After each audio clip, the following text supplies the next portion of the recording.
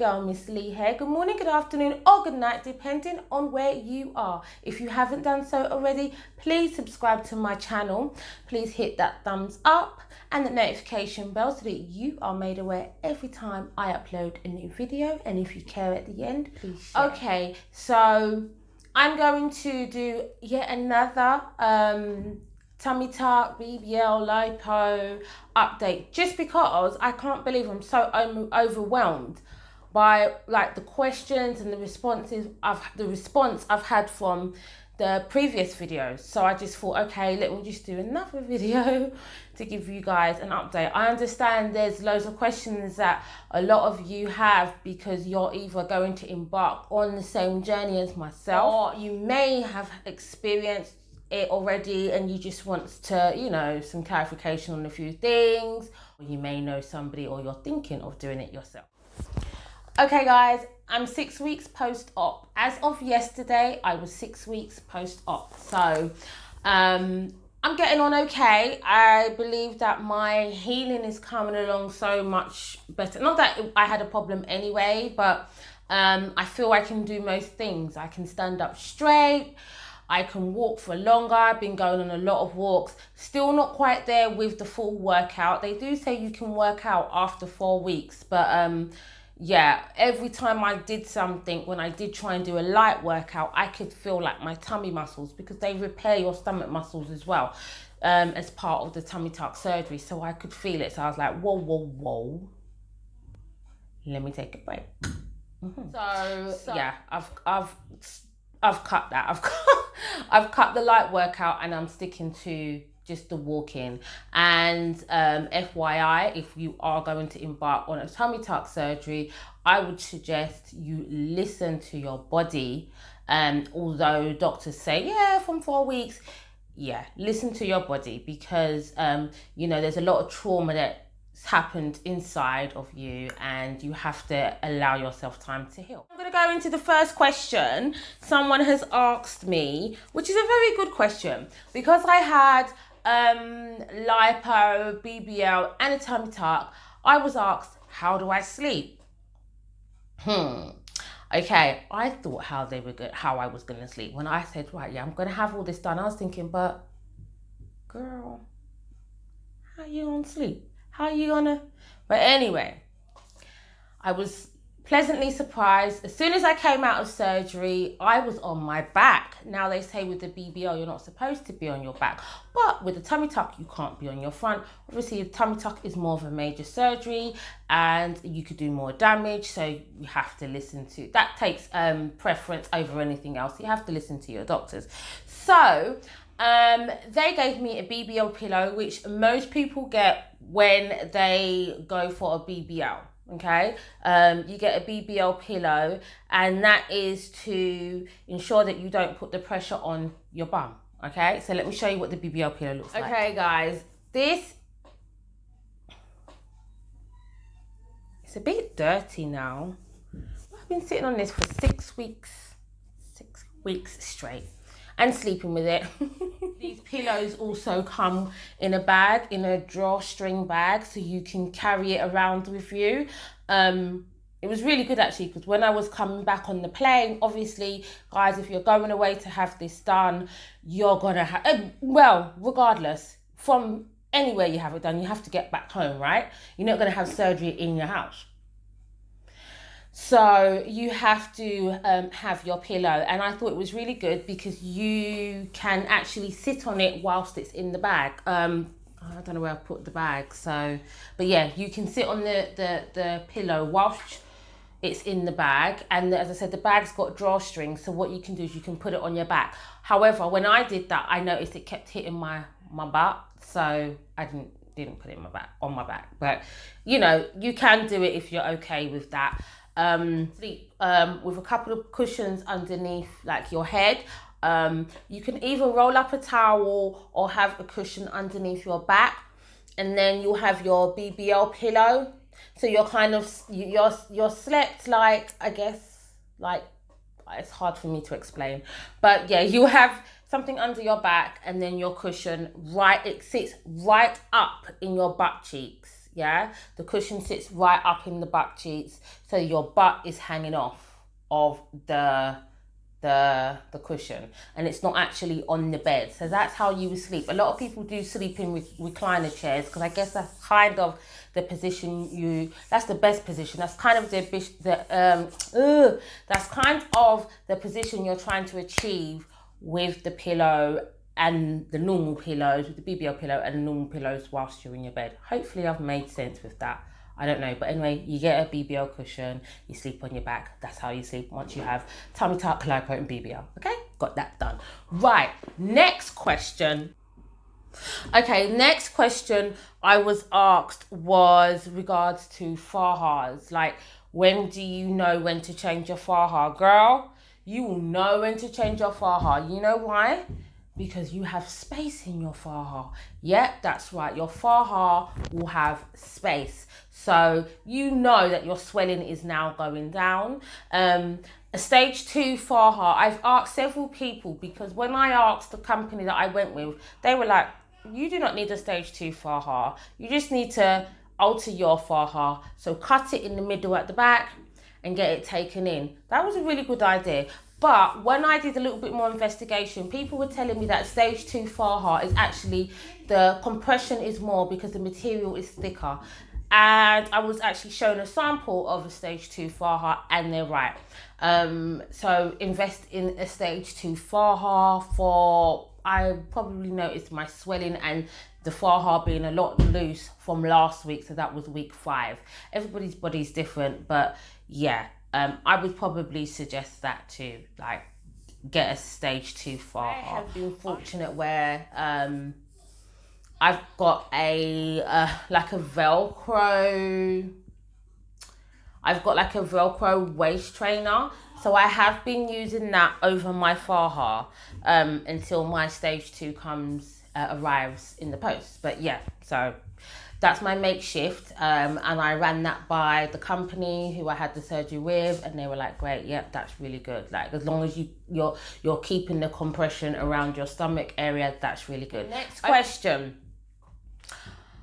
Ladies and gentlemen, let me just say, the cost of your surgery is not the only expense you will have to pay for.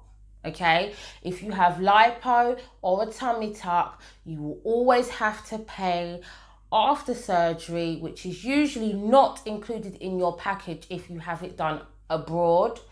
You will have to pay for your lymphatic massages. Yep, your lymphatic drainage massage. You will have to pay for that. Please, please, please don't think that is something that you can avoid. No, you can't. I was told not to touch my stomach for 4 weeks, and I didn't touch my stomach for 4 weeks, and I was doing light massages like on my flanks, on my sides, as much as I could at the back, but I didn't actually go and have a lymphatic drainage massage, apart from the one I was given when after I had surgery and I got back into the hotel. The nurse in the hotel was giving me lymphatic massages. So I didn't have any since I came back to the UK until last week, and I realized the bottom of my stomach area was really hard, and I freaked the F out. Another good thing with regards to the company that I went to, I freaked out and messaged them instantly. I got instant reply. Well, not instant as in straight away, but within a couple of hours. They gave me advice, and they told me it possibly could be a built-up of fluid that needs to be drained. I ran down to A&E. Now listen, I did ask my GP here in the UK. I believe some GP surgeries may do it if the nurse is comfortable to do it, or the doctor, or they may refer you to A&E. Mine's referred me to A&E just because I had the surgery abroad. Went to A&E, but I was so blessed because I saw a normal doctor and a surgeon doctor, and they both checked me over, and they were like, actually, you're healing really well. You've got no fluid that needs to be drained. You've got no seroma or anything. So be on your way with you. And I was like, Alright, cool. Let me go get myself this lymphatic massage ASAP. I was lucky and fortunate enough to the next day to have my lymphatic massage. Now, the one I had done was manual, which was lovely. It felt so nice and it was really good. However, the hardness, because what happens once you have all that trauma and that surgery, you will have fluid that kind of solidifies if you don't massage it out. So you massage it through your lymphatic drainage system in your body. We have them in different points in our body. So yeah, that's what you're supposed to do. I didn't do that, but you know, I did it from last week. So after the manual one, I noticed the hardening of my stomach was still there. It didn't really do nothing. I went back. I was actually recommended to somebody else by the company that I use, and she uses the cavitation machine. Again, instantly I didn't feel a difference, but as the days have gone on, it's got softer and softer. I am doing a lot of massages myself. My next appointment is in 2 days time, and yeah, I'm just massaging through. I'll give myself at least 15 minutes massage in the morning and in the evening. Apparently you're meant to massage at least 3 times a day, like give yourself a massage, and literally you do it in like a downward motion or wherever you're pushing the fluids to drain it out of your body. So I believe YouTube have a couple of videos on how to do that, but if not, once you go to your massage therapist, they will tell you how to do that. It's really important for tummy tuck and lipo that you book your lymphatic massages in. I believe it's from anything as from 2 weeks after post-op, after surgery. Book them. They are expensive. I managed to get mine for £40 or £45. The first one was 45, second one was 40 per session. Now, if you're supposed to have at least 2 a week of 3. Now that's possibly rounding up to more or less £100 a week. If you think about that for a month, that's £400 to £500 depending on how many weeks we have in a month. Now can you imagine, we are supposed to do this for at least the first 12 weeks, so that's 3 months. That's over £1,000 you are spending. Yep, £1,000 added on top of the cost you've already paid for your surgery. So please remember that you have to factor that in to the cost. You don't just come home and everything's normal. No, more than likely going to have to buy a stage 2 farha. So factor that in, and you have to do your lymphatic drainage. Very, very, very important. This brings me on to the next question, which was, what does your scar look like? Okay, so this is what my scar looks like. I'm loving my scar actually, not because I love scars, but it just looks so clean and so simple. I've seen some and I'm like, oh my God, I'm gonna have to get a tattoo over my scar. Now, as you guys know, I'm a tattoo girl. I love tattoos. I've got tattoos of different parts of my body, but I didn't really want one across my stomach. It's just not something that I've always thought looked nice for me. I know there are some that are nice, but for me, your girl ain't feeling it. So I was like, okay, I'm gonna have to get a tattoo. But seeing my scar, because it's so thin and it's literally on my knicker-line, I don't have to tattoo it. Now, apparently, it's very possible that my scar will drop. As you heal more, apparently it could drop. That's what my massage therapist was telling me. I've not heard that myself, but we'll see. But as long as it's still thin, I mean, it's not gonna drop really low, but as long as it's still thin and I can hide it with like my knickers or my bikini, whatever, you know, I think I'm good. Now, I will say from day 10, when you removed, I had like a strip across my scars, from the incision or the cut, whatever you want to call it, and I've had dissolvable stitches. But in my belly button, I had to get them surgically removed by my nurse at my GP. But anyway, yeah. So they cover the actual cut, shall I say? Should we call it a cut or incision? Across the tummy with like a sticky tape.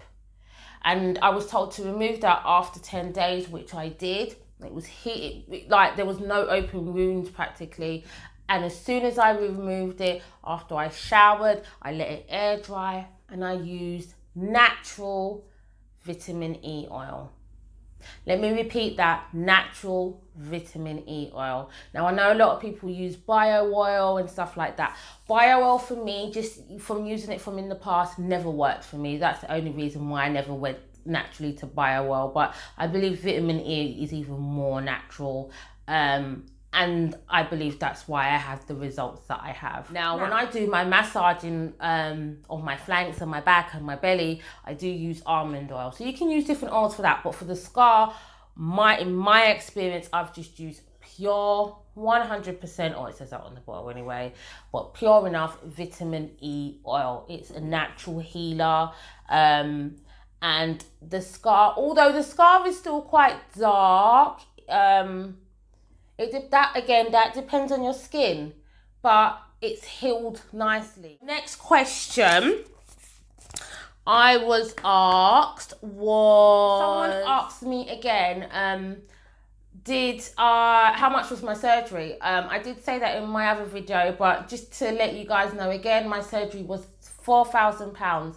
That included my BBL, my lipo, and my tummy tuck. Included in that price was the surgery and my hotel stay, and obviously my hospital stay. It also included any bloods that they took and any medication that they gave me. It also included my transportation to and from the airport and to and from between the hotel and the hospital.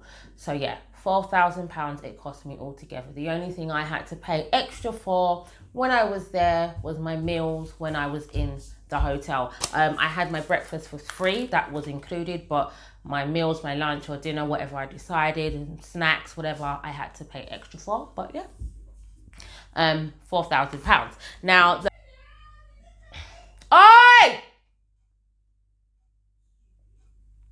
nearly there.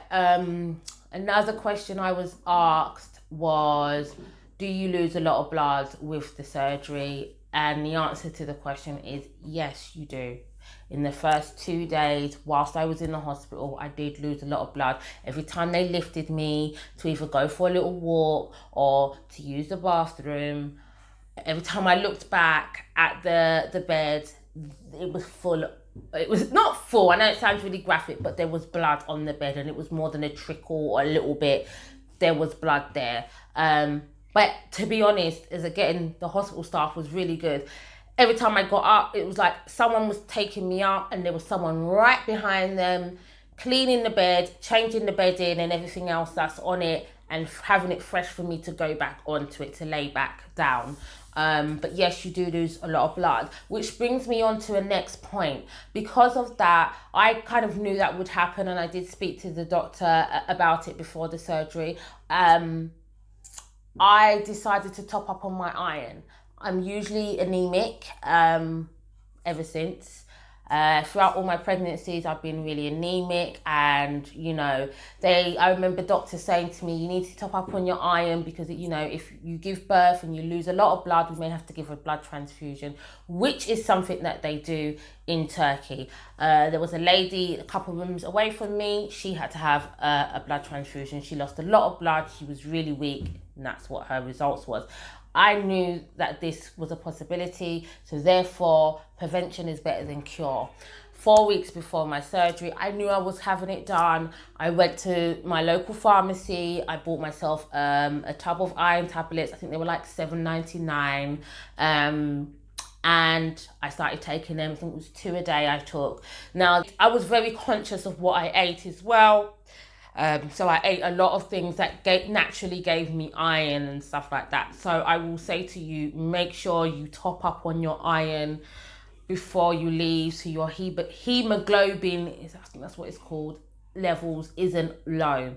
Because if it is as well, if it's too low, they won't do the surgery. They won't do surgery on you if it's too low, because you could be at risk as well. So that's another tip. Someone asked me, what do you bring? Okay, pack light. Have you ever heard of that saying? Pack light. That's not something that I usually understand. Your girl, Miss Lee, still left the UK with 7 outfits for the 7 days I was going to be there. I think I had more than 7 in case I needed to change. But I had 7 definite outfits.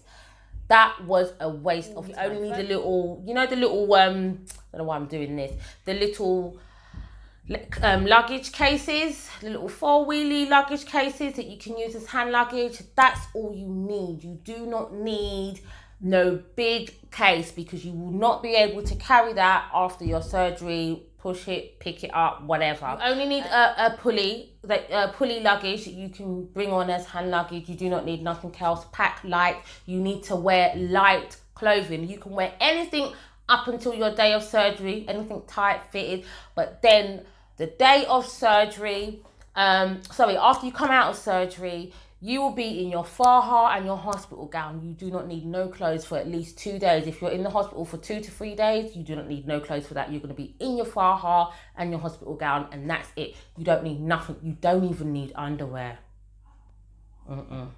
You don't. So, cut with all that bringing loads of outfits. You don't need it. I bought maxi dresses, t-shirt dresses. Istanbul was really hot when I went there. It was still in the 30s, so I was fortunate. But bring loose fitting clothes. I would say if you're going where it's a bit cooler, you can bring like a joggers, a tracksuit, but it has to be loose fitting clothes, elasticated waist, because obviously your body's swollen, and depending on your pain threshold, you could be very, very, very sore. You could be in a lot of pain. You just want something loose. Pack light. Bring your toiletries. That's the main thing that you need. Clothes to and from, and you're good. Other than that, I believe. I didn't need anything else. I did bring a lot more, but you don't need to pack loads of stuff. It's really not necessary. I think I've answered everybody's questions. I'm still happy with my results. I am obviously trying to get down the hardening, which is the fluids that's solidified under my skin. So I'm still doing that. So I will give you a full body review probably in another 2 weeks when that starts to go, because I still have to have a lot more cavitation massages. It may be even longer than 2 weeks. It just depends on how long it's going to take. I was reassured that it will definitely go, and I will definitely keep my shape. And you can do contouring once you start healing as well, which I'll also do, but that's also an added cost. I will definitely keep my shape. But unfortunately, we're not quite there yet with my end result. So yes, stay tuned for more updates. If you have any further questions, I honestly don't mind answering them. Put them in the comments section below and I will answer them. And if I don't answer them straight away in the comments section, I'll put it in the next video when I do the next review, whenever that will be. But thank you for watching this video. Please don't forget to like and subscribe, and you'll see me in the next video. Stay safe, everyone. Stay safe and stay home. Remember, it's Corona time. I need to tell myself that. Stay home, stay home, stay home, stay home. Bye.